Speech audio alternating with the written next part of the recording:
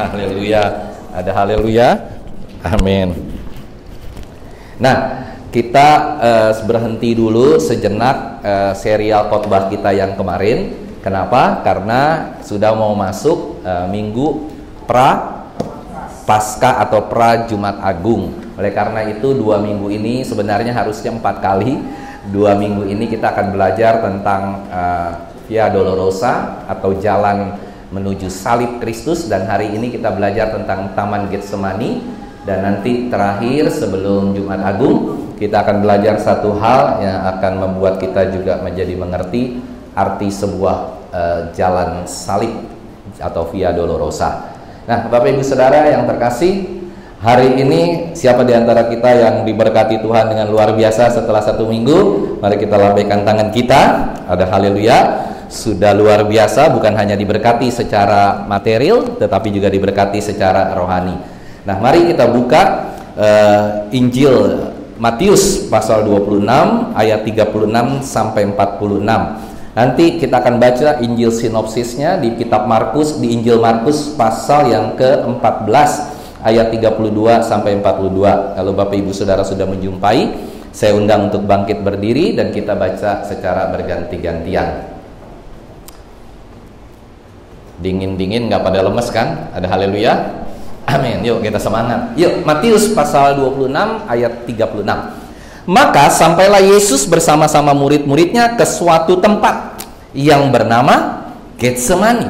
Lalu ia berkata kepada murid-muridnya, "Duduklah di sini sementara aku pergi ke sana untuk berdoa." Ayat 37, silakan dibaca. 1, 2, 3.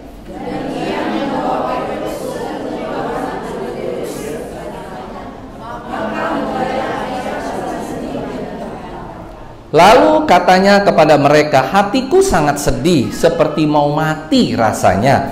Tinggallah di sini dan berjaga-jagalah dengan aku." Ayat 39.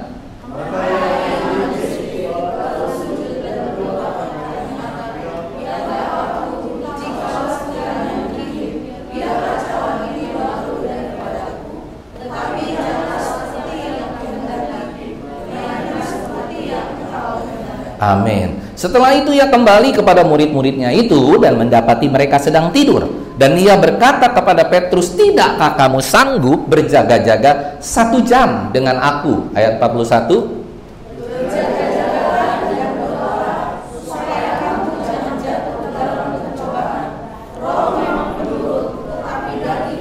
Amin. Lalu ia pergi untuk kedua kalinya dan berdoa. Katanya, "Ya Bapakku, jikalau cawan ini tidak mungkin lalu, kecuali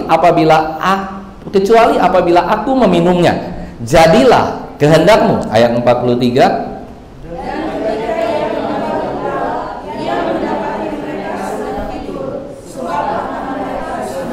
Ayat 44, ia membiarkan mereka di situ lalu pergi dan berdoa untuk ketiga kalinya dan mengucapkan doa yang itu juga. Ayat 45.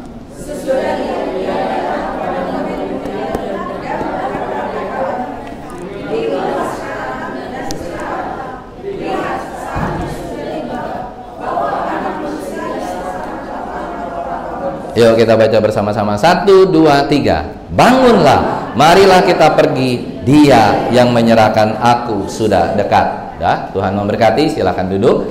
Nanti saya akan sendiri yang akan bacakan. Bapak Ibu Saudara yang terkasih, saya akan ambil judul hari ini, Jalan Kembali ke Eden. Jalan kemana? Jalan kembali ke Taman Eden. Kalau kita perhatikan mengenai sejarah Alkitab, kita mengerti dari kitab Kejadian ketika manusia jatuh ke dalam dosa, bahkan sampai beberapa puluh nabi turun tangan ke muka bumi ini. Ada Yeremia, ada Nuh, ada Yesaya, ada Habakuk, ada begitu banyak nabi yang di kitab Perjanjian Lama, tetapi tetap mereka, setelah mereka jatuh ke dalam dosa, setelah manusia jatuh ke dalam dosa, manusia tidak dapat kembali ke Taman Eden. Di awal manusia diciptakan di mana? Di Taman Eden. Manusia itu memang suatu saat harus kembali ke Taman Eden. Yang percaya katakan amin. Tos dulu kiri kananmu. Segera kita kembali ke Taman Eden. Punya tiket nggak ke Taman Eden?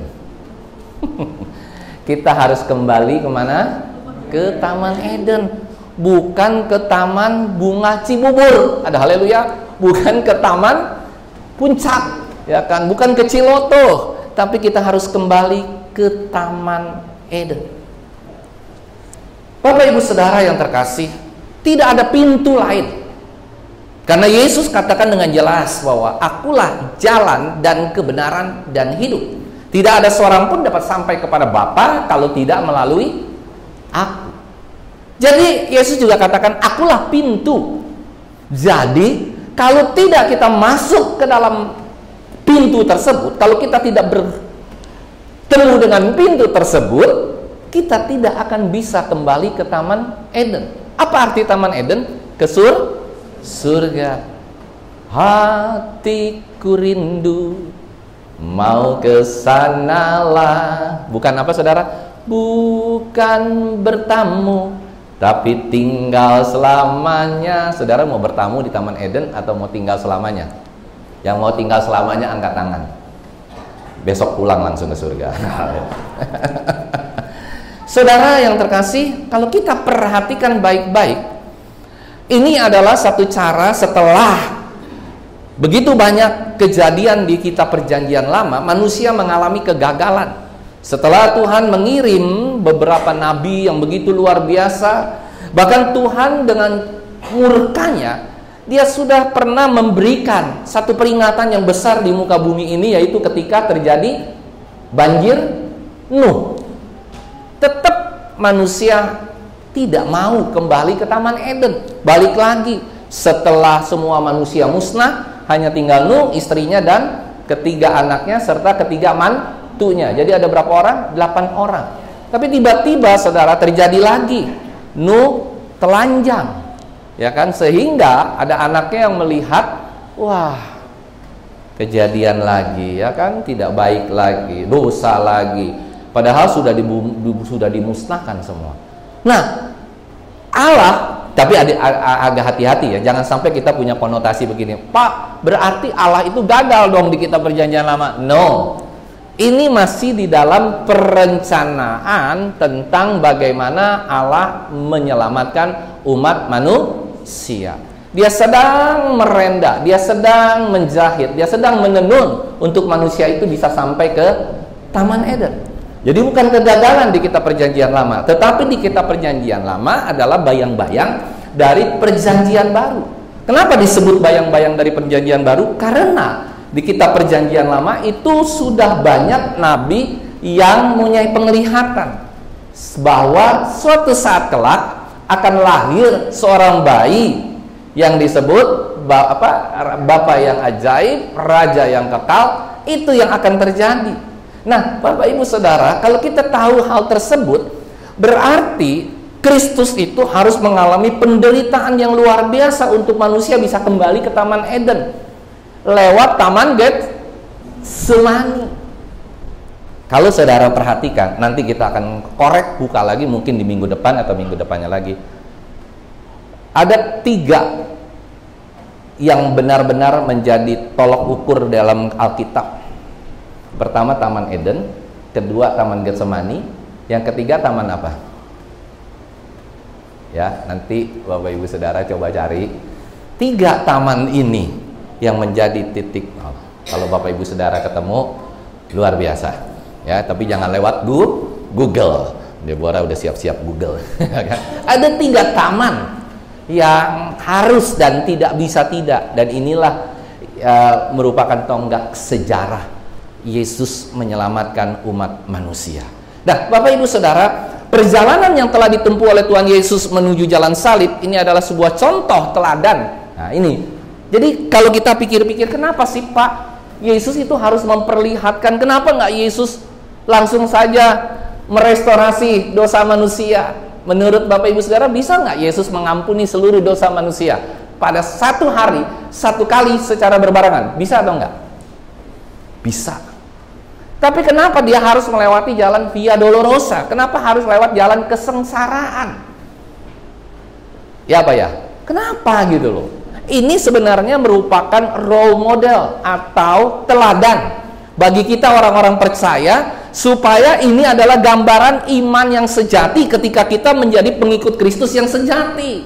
Ada haleluya, sangkal diri, pikul salib, baru kita boleh menjadi murid Kristus. Tanpa sangkal diri, tanpa pikul salib, kita nggak akan bisa menjadi murid Kristus. Oleh karena itu 1 Petrus pasal 2 ayat 21 mengatakan, sebab untuk itulah kamu dipanggil, karena Kristus pun telah menderita untuk kamu dan telah meninggalkan apa saudara? Teladan bagimu supaya kamu mengikuti jejaknya. Coba buka 1 Petrus 2 ayat 21 supaya Bapak Ibu Saudara mengingat ayat ini. 1 Petrus 2 ayat 21 apa? Sebab untuk itulah kamu dipanggil, karena Kristus pun telah menderita untuk kamu dan telah meninggalkan teladan bagimu supaya kamu mengikuti jejaknya. Via Dolorosa atau jalan kesengsaraan ini tidak sekedar sejarah masa lalu yang kita hanya dengar di bangku-bangku sekolah minggu, di khotbah-khotbah. Tidak hanya sekedar cerita Paskah, tetapi Via Dolorosa merupakan petunjuk bagi kita semua untuk melangkah dan menelusuri kembali langkah-langkah apa yang Yesus lakukan sebelum dia masuk ke penghakiman terakhir. Dia disalib, dia ada di Golgota, dan dia akhirnya bangkit dari antara orang mati dan naik ke surga. Nah, Bapak Ibu Saudara, kalau kita bisa melihat hal ini, berarti memang Taman Getsemani ini ada sesuatu hal yang sangat luar biasa, peristiwa yang tidak bisa dialami di tempat-tempat lain. Nah, marilah kita hari ini mulai perjalanan kita belajar tentang bagaimana kita menyusuri jalan Via Dolorosa melalui Taman Getsemani. Jadi Bapak Ibu Saudara sudah ini ya, sudah aware hari ini, sudah tahu, oh, untuk saya bisa kembali ke Eden, saya harus lewat apa? Taman Getsemani. Jadi agak aneh kalau Bapak Ibu Saudara nih sementara ini pengen ke surga, tapi lewatnya jalan Taman Suropati, lewat jalan Taman Sultan Agung. Ada haleluya. Saudara mau ke surga tapi lewat Taman Kelapa Gading, nggak bisa. Ada amin saudara. Jadi yang bisa terjadi adalah kita harus bisa sampai ke surga kalau kita kembali ke jalan Via Dolorosa, dan kita harus melalui satu taman yang dinamakan Taman Eden, bukan Taman Getsemani. Di Taman Getsemani inilah Tuhan memperlihatkan, Tuhan memberikan satu petunjuk, satu teladan bahwa kamu harus kembali ke Taman Getsemani, kamu harus kembali ke Eden. Bagaimana cara kembalinya? Kembali itu setelah dia lebih serius di dalam melayani Tuhan. Dan yang jadi pertanyaan menarik, siapa yang diajak sampai ke Taman Getsemani? Petrus, Yakobus, sama Yohanes. Ketiga orang ini diajak sampai ke Taman Getsemani, tapi ketiduran, ngorok, ya kan? Udah nyampe nih ke Taman Getsemani, melewati segala macam tantangan, rintangan, segala macam, tapi di ujungnya murid-murid Yesus itu tertidur. Yesus habis berdoa, balik lagi tertidur, berdoa, balik lagi tertidur, sampai akhirnya Tuhan bilang apa sama murid-muridnya? Ya udahlah, kamu tidur saja, udah nggak usah berdoa lagi, karena pergumulanku sudah selesai. Justru ketika Tuhan bilang begitu sama murid-muridnya, murid-muridnya malah tidak bisa tidur lagi. Ada haleluya. Kenapa murid-muridnya nggak bisa tidur? Karena satu hal, Yesus bilang apa? Sebentar lagi aku akan mengalami penderitaan, aku akan mati, aku akan diserahkan kepada Pontius Pilatus, dan dia mati. Nah, Bapak Ibu Saudara yang terkasih, kalau kita tahu hal ini, berapa banyak dari kita yang hari-hari ini ya kan, punya begitu banyak permasalahan. Jadi kalau misalnya begini, Bapak Ibu Saudara lagi tidur nih, lagi santai-santai tidur di tempat tidur, bangun tidur terus dibangunin sama orang tua, bangun. Kenapa? Oh, nggak ada apa-apa. 2, bangun. Ketiga kali bangun, terus dibilang orang tua kita sudah mau meninggal. Orang tua kita akan meninggal. Apa yang Bapak Ibu Saudara lakukan? Tidak bisa tidur. Tadinya mau tidur, ngantuk, capek, ketika dikasih tahu nggak bisa tidur. Karena apa? Banyak masalah. Waduh, ada masalah ke depan. Begitu juga dengan murid-murid Kristus. Dia jadi nggak bisa tidur karena mereka punya permasalahan besar. Nah, tapi itu kita lewati. Kita akan masuk ke dalam intinya, Bapak Ibu Saudara. Intinya, maka sampailah Yesus bersama murid-muridnya ke suatu tempat yang bernama Getsemani. Lalu ia berkata kepada murid-muridnya, duduklah di sini sementara aku pergi ke sana untuk berdoa. Pertanyaan menarik. Mengapa Yesus tidak mengajak murid-muridnya, yuk doa sama-sama yuk? Kenapa udah jauh-jauh jalan ke Taman Getsemani, tinggi ke atas taman gunung, dan kebetulan Taman Getsemani itu adalah taman yang dinginnya minta ampun, dinginnya luar biasa. Nah, diajak ke sana, ditinggal gitu kan, dia berdoa sendiri. Kenapa Bapak Ibu Saudara? Karena satu hal, untuk urusan tentang keselamatan, tentang sesuatu peristiwa yang besar, Yesus tidak mungkin mengajak murid-muridnya. Begitu juga dengan kita. Waktu kita bergumul serius sama Tuhan mengenai apapun, mengenai jodohkah, mengenai masa depankah, mengenai persoalan hidup saudara, itu nggak bisa bawa orang lain, nggak bisa bawa teman-teman yang percaya, katakan amin. Nggak bisa bawa teman-teman. Kita harus bergumul sendiri, melakukan sendiri, berdoa sendiri, sehingga Tuhan melihat keseriusan kita di dalam menghadapi persoalan tersebut. Nah, oleh karena itu Bapak Ibu Saudara, ketika dia sampai di sana, terus dia duduk di sini, dan ia membawa Petrus dan kedua anak Zebedaus, yaitu Yohanes dan Yakobus, Saudara. Itu kedua anak Zebedaus. Maka mulailah ia berasa sedih dan gentar. Lalu katanya kepada mereka, hatiku sangat sedih, seperti mau apa saudara? Mau mati rasanya.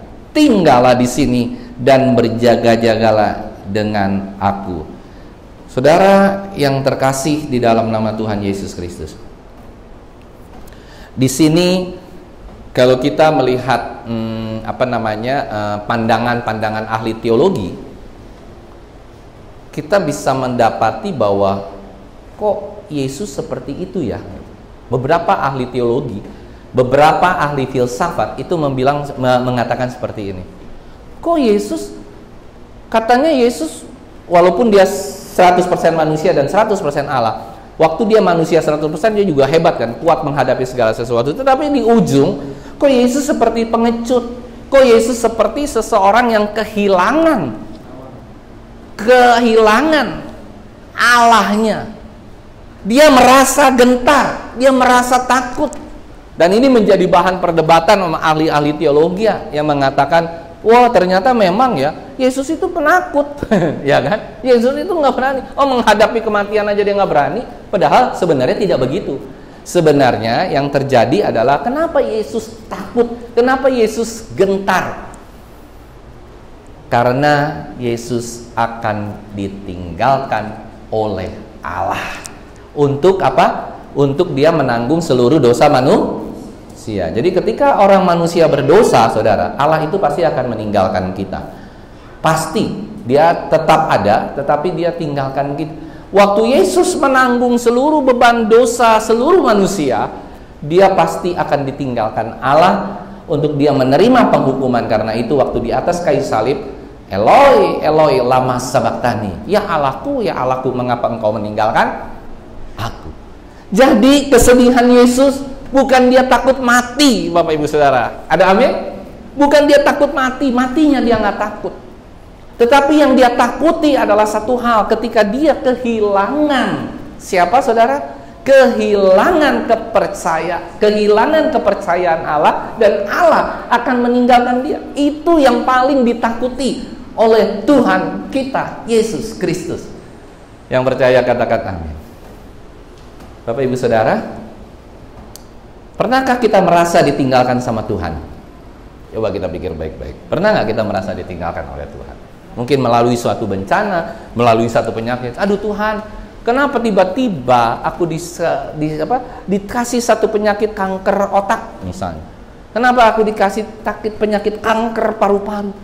Kok Tuhan tidak memproteksi ya? Kok Tuhan meninggalkan saya ya? Pernah kita seperti itu, saudara? Itu dengan berkaitan dengan diri kita sendiri, kita sudah menyangka Tuhan meninggalkan kita. Tetapi Yesus itu tidak. Dia tahu ketika dia tiba saatnya, ketika dia akan menanggung seluruh dosa-dosa manusia, saat itulah Allah Bapa di surga meninggalkan dia, dan dia menerima penghukuman 100%. Tidak diproteksi, tidak dilakukan apa-apa, sampai akhirnya dia mati di atas kayu salib. Dan saat itu Allah kembali merangkul dia, membuat dia menjadi sesuatu hal yang sangat-sangat luar biasa. Tidak ada kuasa apapun yang dapat mengalahkan dia di bawah kolong langit ini. Bapak Ibu Saudara, kalau kita melihat hal tersebut, pernah nggak suatu saat kita berasa ditinggalkan Allah? Atau kita nggak tahu kita ditinggalin Allah atau enggak, sama aja. Dalil ditinggalin Allah, nggak ditinggalin, gua kagak tahu itu Allah ada di mana sih, ditinggalin nggak tahu. Kadang-kadang gereja juga sama. Gereja itu nggak tahu, tiba-tiba dia sudah ditinggalkan oleh Allah. Kenapa? Ya karena nggak berkenan di hadapan Allah. Karena kenapa? Ada begitu banyak dosa yang terjadi. Bukan ditinggalkan Allah itu berarti ditinggalkan jemaat. Bukan, saudara. Ditinggalkan Allah, bisa jemaatnya itu tetap banyak, bisa jemaatnya itu tetap ribuan, ratusan ribu, puluhan ribu, tapi Allah sudah tidak bekerja di dalam gereja tersebut. Dan sementara manusia tetap berambisi dengan ambisinya dia untuk dapat menyenangkan hati jemaat, dan jemaat tumbuh dengan luar biasa. Tetapi ternyata setelah dilihat dari kacamatanya Tuhan, Allah sebenarnya sudah meninggalkan dia. Kita nggak pernah tahu. Oleh karena itu Bapak Ibu Saudara, kita lebih takut, saya lebih takut kita ditinggalkan oleh Allah dibandingkan kita ditinggalkan oleh siapapun yang ada di dalam dunia ini. Yang percaya katakan amin. Pernah nggak Bapak Ibu Saudara merasa ditinggalkan oleh Allah? Atau hanya hanya perasaan-perasaan yang bersifat melankolis aja, saya ditinggalkan Allah. Nah, begitu juga dengan Yesus di sini. Dia seakan-akan dia ditinggalkan oleh Allah. Bukan seakan-akan, memang akan ditinggalkan oleh Allah. Oleh karena itulah dia gentar, dia takut, sampai dia berdoa sungguh-sungguh, dan dalam doanya dia berkeringat. Bapak Ibu Saudara pernah nggak berdoa? Ya kecuali kamarnya nggak pakai AC, berdoa lagi dingin-dinginnya, saudara bisa berkeringat. Berarti doanya itu benar-benar, waduh, ini antara hidup dan mati. Padahal suhu daripada Taman Getsemani, kalau kita belajar tentang sejarah Alkitab, suhunya itu di bawah suhu rata-rata. Mungkin suhu 1 derajat, 2 derajat Celcius atau 3 derajat Celcius, nggak di bawah 0. Tetapi dingin sekali.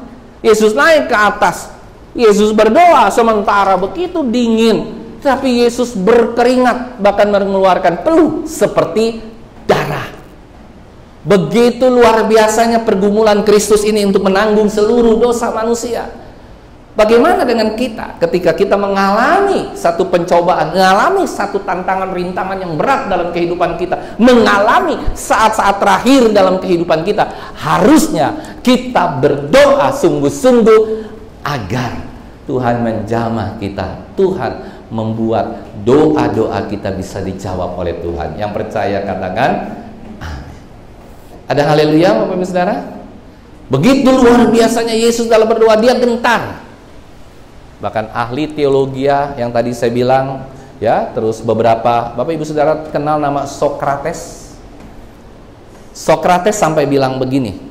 Dia ada satu kali peristiwa, Sokrates ini sedang dihakimi. Dia mau dihukum mati. Sokrates bilang, saya tidak takut dihukum mati. Yesus saja takut ketika dia dihukum mati. Sokrates bilang di pengadilan, dia dihakimi, akan dihukum mati lah segala macam karena kesalahan dia membantah atau menjadi lawan bagi pemerintah, mau dihukum mati. Dia bilang, aku tidak takut. Kenapa engkau tidak takut? Karena aku ini manusia, aku bukan hewan. Luar biasa ya. Dia bilang dia bukan hewan. Kenapa? Kalau hewan itu kerjanya setiap hari hanya keluar dari rumah, kerjanya ngapain saudara? Hewan makan. Sapi keluar cari makan. Ayam keluar cari makan. Semua keluar cari makan. Manusia keluar cari makan. Jadi kalau manusia hanya bersifat bukan punya prinsip hidup, bukan punya intelijensi, bukan punya roh yang ada di dalamnya, nah manusia itu sama seperti binatang. Hakimnya sampai bilang begitu, wah manusia kan seperti binatang. Sokrates. Ini memang satu ceritaan yang luar biasa. Dan terakhir dia bilang bahwa saya nggak takut mati nggak ada masalah buat saya, karena saya memang mempertahankan kebenaran menurut dia. Oleh karena itu, ketika itu diperbandingkan dengan Kristus, ya kelihatannya gentar atau takut mati, sebenarnya tidak sebanding. Karena ketakutan Kristus atau kegentaran Kristus untuk mati di atas kayu salib itu karena dia takut ditinggalkan oleh Allah untuk menanggung semua dosa manusia. Sedangkan Sokrates, dia nggak takut mati karena dia hanya menanggung dirinya sendiri, bukan dosa seluruh manusia. Nah, dari situ kita masuk ke ayat berikutnya. Ya, lalu katanya, maka ia maju sedikit lalu sujud dan berdoa. Katanya, ya Bapakku, jikalau sekiranya mungkin, biarlah cawan ini lalu daripadaku, tetapi janganlah seperti yang ku kehendaki, melainkan seperti yang engkau kehendaki. Apa artinya cawan, Bapak Ibu di sini? Ada yang ngerti artinya cawan? Kenapa Yesus bilang, biarlah cawan ini lalu daripadaku? Cawan berbicara soal murka Allah. Yuk kita buka Wahyu, kitab Wahyu, yuk kita buka bersama-sama. Wahyu pasal 14 ya, kalau saya tidak salah. Wahyu pasal 14 ayat yang ke-10. Nanti satu lagi ada Wahyu pasal ke-17 kalau saya nggak salah, pasal ke-16 ya, ayat yang pasal 15 ayat ke-5. Coba kita buka dulu Wahyu pasal 14 ayat yang ke-10. Kita baca yuk bersama-sama. 1, 2, 3. Maka ia akan minum dari anggur murka Allah yang disediakan tanpa campuran dalam cawan murkanya, ya kan? Dan ia akan disiksa dengan api dan belerang di depan mata malaikat-malaikat kudus dan di depan mata anak domba. Coba kita baca satu lagi, Wahyu pasal 15 ayat 5 dan sampai ayat 5 sampai ayat 7 saja. Yuk kita baca bergantian ya. Saya baca ayat 5. Kemudian daripada itu aku melihat orang membuka bait suci kemah kesaksian di surga. Ayat 6 silakan baca.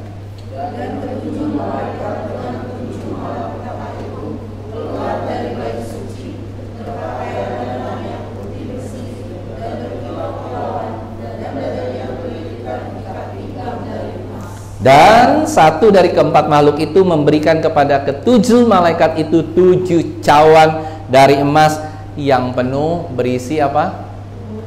Berisi apa? Murka Allah. Saudara, Yesus sangat khawatir dan sangat takut tentang murka Allah. Murka Allah apa? Dia ditinggalkan oleh Allah Bapa. Murka Allah apa? Murka Allah itu akan dihukum seluruh umat manusia untuk masuk ke dalam neraka yang kekal. Murka Allah itu sedang dalam perjalanan, sedang on the way untuk menghukum seluruh umat manusia. Yesus yang menjadi bumper, Yesuslah yang menjadi satu-satunya penahan murka Allah ini. Makanya dia bilang begitu, jikalau mungkin murka Allah ini, apa dia bilang?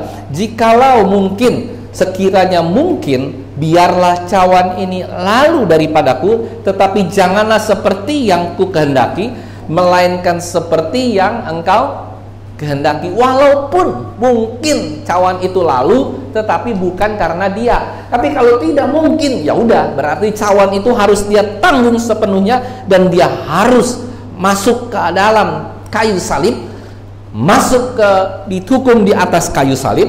Itulah yang memang akhirnya menjadi kenyataan di dalam kehidupan Kristus. Oleh karena itu ayat 40 dikatakan apa? Setelah itu ia kembali kepada murid-muridnya itu dan mendapati mereka sedang tidur, dan ia berkata kepada Petrus, tidakkah kamu sanggup berjaga-jaga 1 jam dengan aku? Bapak Ibu Saudara, kalau kita sedang menghadapi persoalan genting atau tidak menghadapi persoalan, apa yang harus kita lakukan? Tidak ada jalan lain. Dari sini kita bisa melihat di ujung perjalanan kesengsaraan Kristus menuju Via Dolorosa, menuju salib Kristus. Sebelum dia sampai ke salib Kristus, apa yang harus dilakukan? Doa. Doa inilah yang menjadi doa yang begitu penting di dalam kehidupan kekristenan, di dalam kehidupan kita. Minimal mungkin manusia itu harus yang seperti saya cerita, rajinlah kita berdoa sehari 2 kali, pagi dan malam. Tuhan, aku serahkan kehidupan aku pada Tuhan, aku mau berterima kasih kepada Tuhan. Dan ketika dalam situasi dan kondisi genting seperti ini, Kristus harus berdoa sendirian, dan dia meninggalkan murid-muridnya. Di sini ada 2 aspek yang kita lihat. Yang pertama, Yesus memang serius kepada Allah Bapa di surga, walaupun saat itu dia Allah 100% dan dia 100% manusia. Tapi dia tetap berkomunikasi dengan Allah. Dia tetap menanyakan kepada Allah, Tuhan, ini apa yang harus terjadi? Kalau memang harus terjadi, terjadilah. Bapak Ibu Saudara sering hari-hari ini suka berdoa. Ada amin, Saudara? Di saat situasi kita sedang genting, Saudara suka berdoa? Atau nggak pernah berdoa sama sekali? Pasti kita berdoa, aduh Tuhan, ini Tuhan bahaya, ini Tuhan sakit penyakitnya genting sekali. Aduh Tuhan, ini genting sekali bisnis kita. Aduh Tuhan, ini genting sekali pelayanan kita. Aduh Tuhan, ini genting, dan genting. Dan Bapak Ibu Saudara, yang harus kita akui dan harus kita lakukan adalah doa itu bukan untuk mengubah Tuhan. Yang percaya katakan amin. Doa itu bukan ketika kita berdoa, Tuhan tolong, Tuhan aku nggak punya duit, Tuhan aku sedang sakit, ubah ya Tuhan supaya aku disembuhkan.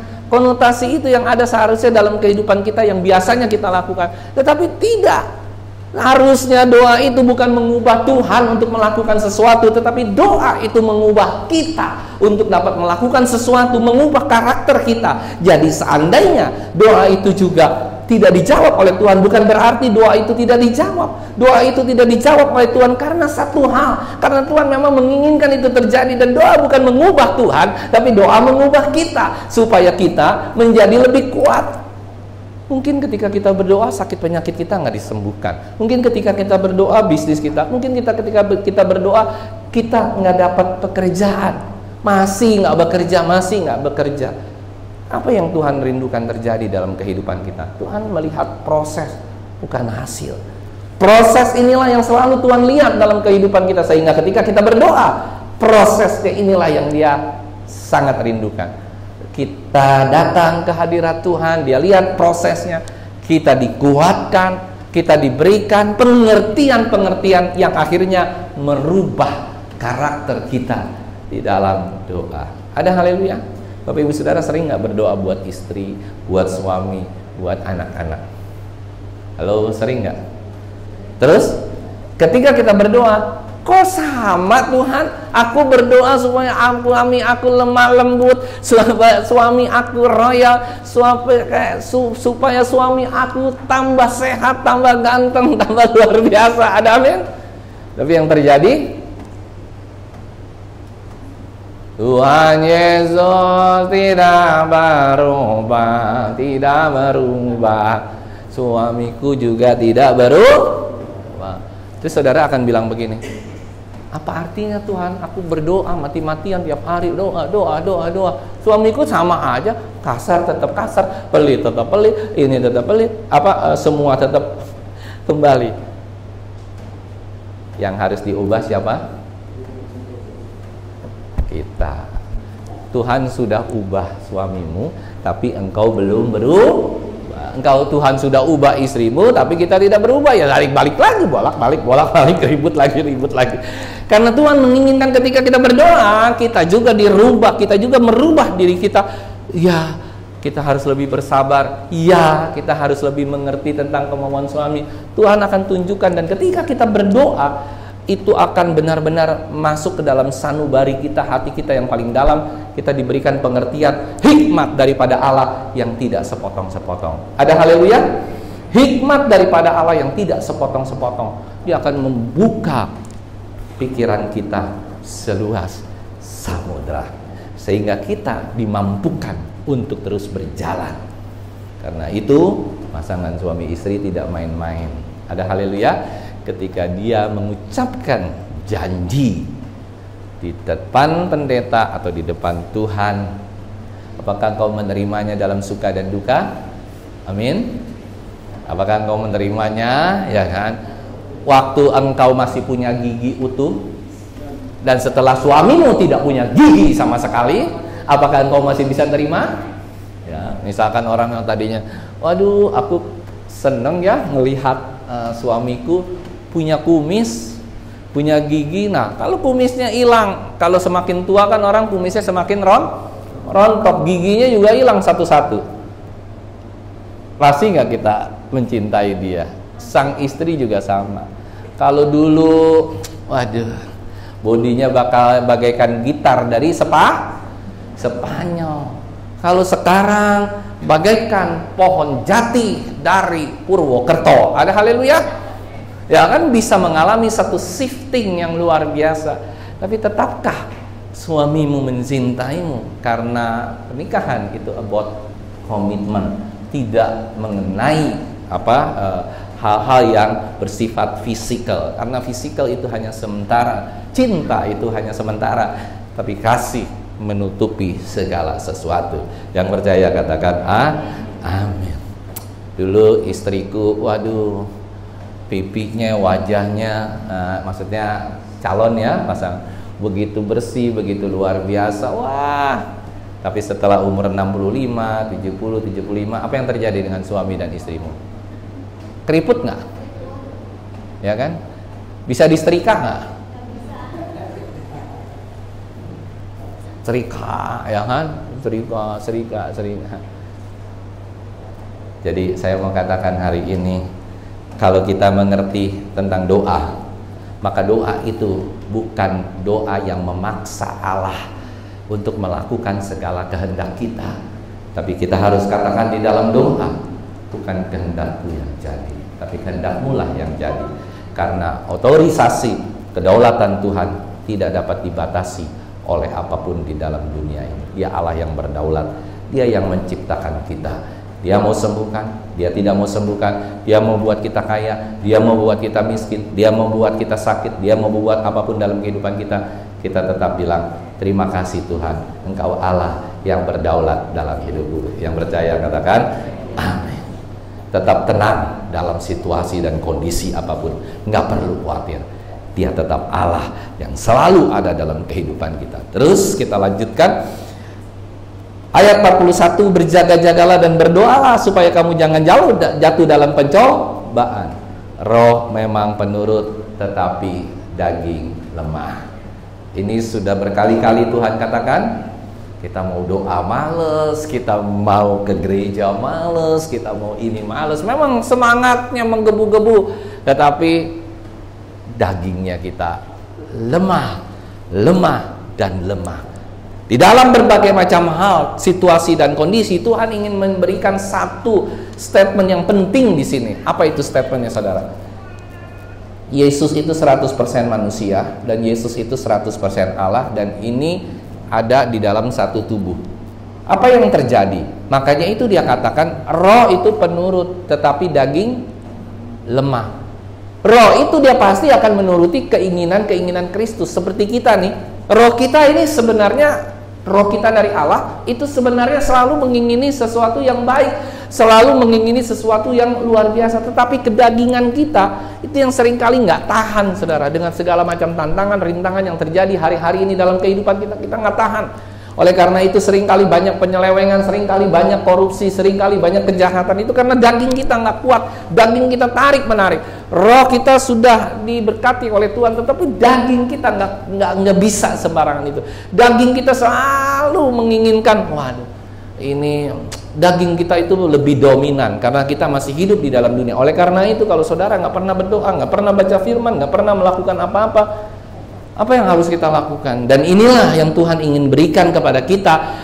Inilah teladan Dia, teladan Kristus. Terus habis itu ayat 42, lalu ia pergi kepada kedua kalinya dan berdoa katanya, ya Bapakku, jikalau cawan ini tidak mungkin lalu kecuali apabila aku meminumnya, jadilah kehendakmu. Saudara lihat ada yang beda nggak? Frase yang berbeda dari ayat 41 dengan ayat yang ke berapa tuh ya? Jikalau dia tidak mungkin, ayat yang ke-39 sama 41 ada 42 ada perbedaan nggak?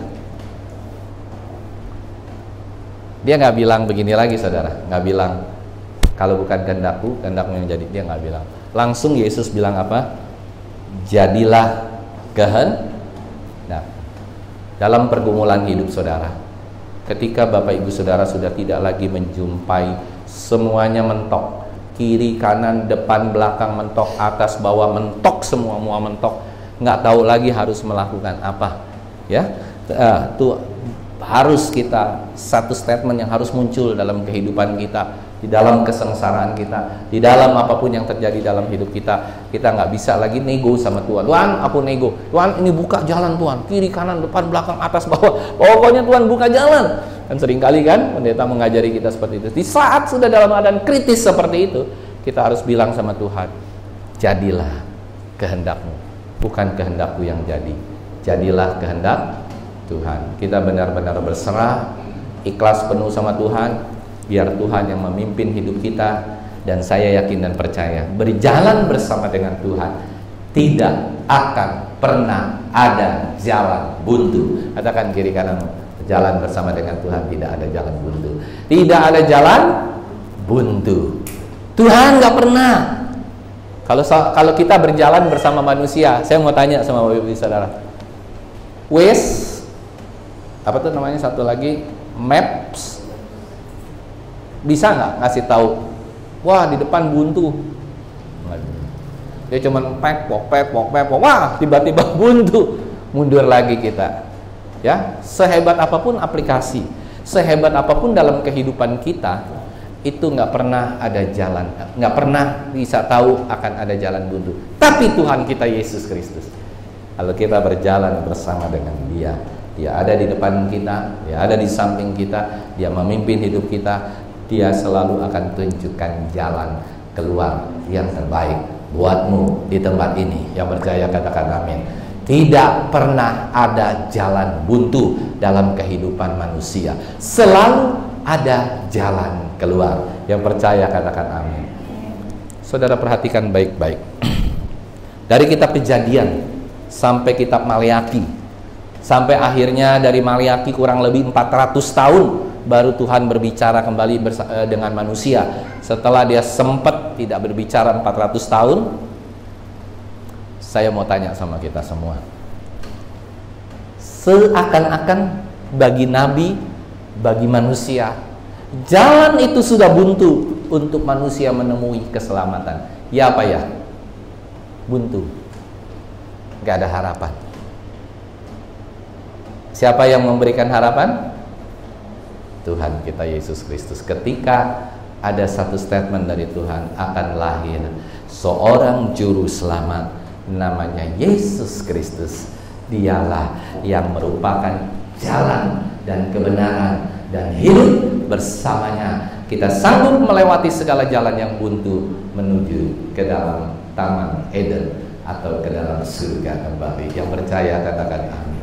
Begitu buntu, begitu ribuan tahun begitu buntu, kegagalan demi kegagalan, kebuntuan demi kebuntuan, tapi satu saat kelak pasti ada jalan keluar yang terbaik dalam kehidupan orang-orang yang percaya kepada Tuhan. Yang percaya katakan amin. Ada jalan keluar. Jadi kalau saudara hari ini sedang mengalami jalan buntu, baik keadaan ekonomi saudara, aduh susah nih, begini begitu, penyakit saudara, aduh begini begitu, wah semua, pasti ada jalan keluar yang terbaik. Kalau orang udah sakit keras, mungkin kanker stadium 4, stadium 5, mungkin dia sudah nggak berdaya di atas tempat tidur. Saya mau tanya, masihkah ada jalan keluar bagi orang tersebut? Ada jalan keluar nggak kira-kira? Apa jalan keluarnya? Sembuh. Apa jalan keluarnya? Mati, meninggal, itu jalan keluar. Kenapa? Ya jalan keluar yang terbaik buat orang ini untuk dapat masuk ke dalam taman jadi nggak ada jalan keluar berjalan bersama dengan Yesus. Kecuali kita nggak punya Yesus, waduh kita mentok, ya kita meninggal pun, mati atau meninggal pun, kita nggak ketemu sama Yesus, itu berarti jalan buntu. Di tengah kematian kita pun kita nggak punya jalan keluar, gelap. Tapi berjalan bersama dengan Tuhan, pasti ada jalan keluar. Sekalipun hal itu nampaknya mustahil, tapi ada jalan keluar. Jalan keluar bisa dua, jalan keluar bisa disembuhkan, jalan keluar bisa pulang ke rumah Bapa di surga. Ada haleluya. Yang beberapa ayat yang terakhir ini, dan ketika ia kembali pula, ia mendapati mereka sedang tidur, sebab mata mereka sudah berat. Ayat yang ke-44, ia membiarkan mereka di situ lalu pergi dan berdoa untuk ketiga kalinya dan mengucapkan doa yang itu juga. Jadi konsisten Yesus mengucapkan doa, jikalau mungkin cawan ini lalu daripadaku, jikalau tidak maka kehendak mula yang jadi. Sesudah itu, nah ini yang tadi terakhir, ia datang kepada murid-muridnya dan berkata kepada mereka, tidurlah sekarang dan istirahatlah. Lihat, saatnya sudah tiba bahwa anak manusia diserahkan ke tangan orang-orang berdosa. Saudara lihat ayat ke-45 dan 46, coba perhatikan. Kok nggak sinkron? Yesus bilang apa di ayat 44, 45? Disuruh apa? Terus ayat 46-nya? Iya kan? Makanya kalau baca Alkitab yang benar gitu supaya nggak kelewatan.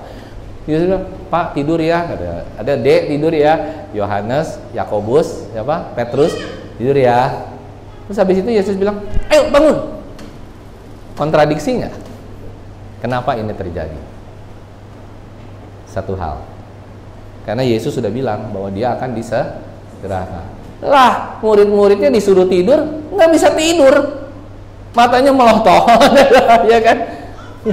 Bahkan mungkin bercakap-cakap sama Yesus. Waduh Tuhan, ini nggak bisa terjadi Tuhan. Mungkin ya di dalam percakapan itu kita nggak tahu. Waduh Tuhan, ini mungkin terjadi Tuhan. Ini begini begitu. Nggak tidur. Aduh, Tuhan bilang, wah ini nggak tidur nih. Udah langsung ayat 46 ditutup sama Tuhan bilang gini, bangunlah, marilah kita pergi. Dia yang menyerahkan aku sudah dekat. Berarti ada sesuatu komunikasi yang intens sebelum ayat 46 ini terjadi. Apa yang intens? Sorry ya, saya sebentar lagi akan diserahkan begini. Wah jangan, begini begitu. Akhirnya Yesus itu adalah Tuhan kita yang penuh dengan kedisiplinan, penuh dengan ketegasan. Dia tidak mau rencana Allah dirusak hanya karena Petrus, Yohanes, Yakobus. Karena kalau sampai Yesus bilang enggak, gitu kan? Bisa nggak Yesus yang penuh dengan kuasa bilang tidak? Bisa. Berantakan semua rencana Allah. Nggak jadi itu ada keselamatan segala macam. Tapi enggak kan? Yesus bilang, ayo bangun. Udah jangan banyak bicara, maksudnya itu begitu. Diam, jangan banyak bicara. Bangun yuk, marilah kita pergi. Dia yang menyerahkan aku sudah dekat. Dan itulah jalan keselamatan yang akhirnya kita bisa nikmati di dalam kehidupan kita. Ini sungguh luar biasa. Ini adalah perjuangan Yesus buat kita umat yang berdosa. Untuk yang terakhir kali, penderitaan dia dimulai dan diawali di Taman Getsemani, untuk dia bisa membuka pintu yang selebar-lebarnya bagi kita untuk kembali ke Taman Eden. Ada amin saudara? Siapa yang mau kembali ke Taman Eden? Suatu saat kelak kita harus kembali ke Taman Eden. Mau nggak mau, percaya nggak percaya, saudara tua atau muda, kita harus kembali ke Taman Eden. Karena Taman Eden ini adalah surga yang kekal, yang kita akan terus alami untuk selama-lamanya. Satu saat Bapak Ibu Saudara tidak akan lagi mendengar khotbah, suatu saat tidak akan lagi menaikkan pujian penyembahan. Suatu saat jika saudara, Bapak Ibu Saudara sudah ada di Taman Eden dengan perjuangan yang begitu luar biasa dalam kehidupan kita lewat jalan Via Dolorosa yang kita alami pribadi lepas pribadi, kita harus sanggup untuk terus berjalan bersama dengan Tuhan, dan satu saat kelak kita akan bertemu dengan Sang Penjunan yang agung.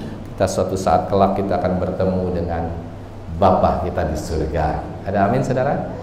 Rindu ketemu dengan Bapa kita di surga?